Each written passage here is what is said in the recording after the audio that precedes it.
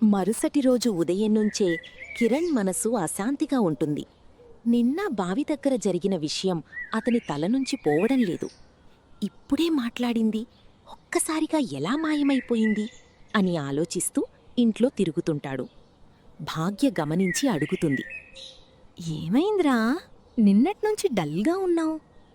ఏమీ లేదమ్మా. కిరణ్ కాసేపు ఆగి తప్పించుకోడానికి చూస్తాడు. కాని కొద్దిసేపటికే మళ్ళీ అడుగుతాడు, అమ్మా, మన ఊర్లో కొత్తగా ఎవరైనా వచ్చారా? ఏదైనా అమ్మాయి? భాగ్య ఆశ్చర్యపోతుంది. ఏమిటా ప్రశ్న? ఎవ్వరూ కొత్తగా రాలేద్రా. మన ఊరు చిన్నదే కదా, ఎవ్వరొచ్చినా వెంటనే తెలిసిపోతుంది. అయితే నేను చూసింది ఎవరు అనే సందేహం ఇంకా పెరుగుతుంది. మధ్యాహ్నం పొలంలో పనిచేస్తూ ఉన్నా అతని కాన్సంట్రేషన్ పూర్తిగా పోతుంది. స్నేహితుడు రవి వచ్చి అడుగుతాడు, ఏంట్రా, నిన్నట్నుంచి ఫుల్ సైలెంట్ అయిపోయావు? ఏమైనా మ్యాటర్ ఉందా?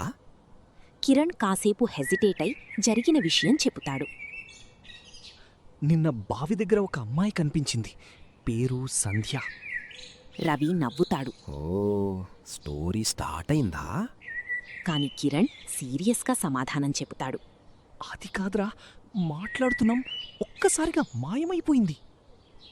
ఏమన్నా భయపడిపోయావా లేక ఇల్యూజనా? రవి మళ్ళీ ప్రశ్నిస్తాడు. లేదురా, నిజంగా ఉంది. కిరణ్ గట్టిగా చెబుతాడు. ఆ రోజు సాయంత్రం కిరణ్ మళ్ళీ అదే బావి దగ్గరికి వెళ్తాడు. మనసులో ఒక ఆశ ఉంటుంది. కొంతసేపు ఎదురుచూస్తూ ఉండగా సంధ్య మళ్ళీ కనిపిస్తుంది.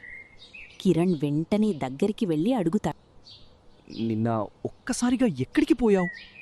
సంధ్య చిరునవ్వుతో సమాధానమిస్తుంది.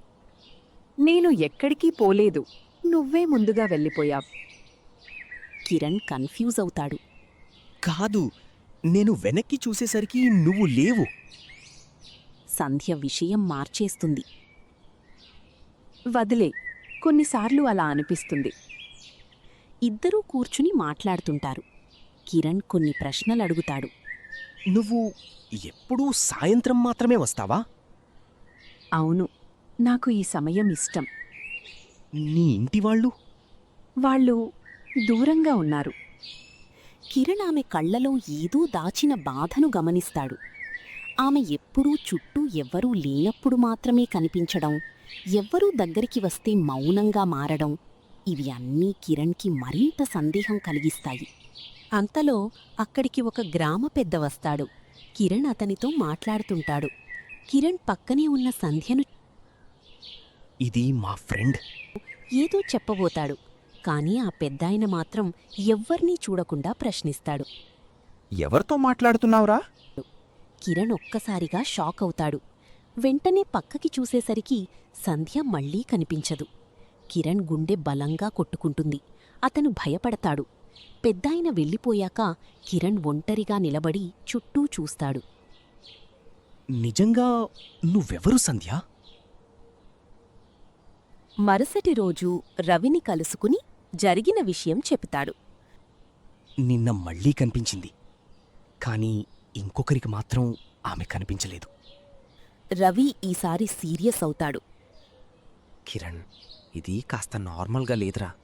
మా పెద్దలు చెబుతుంటారు, ఆ బావి దగ్గర ఏదో ఉంది అని.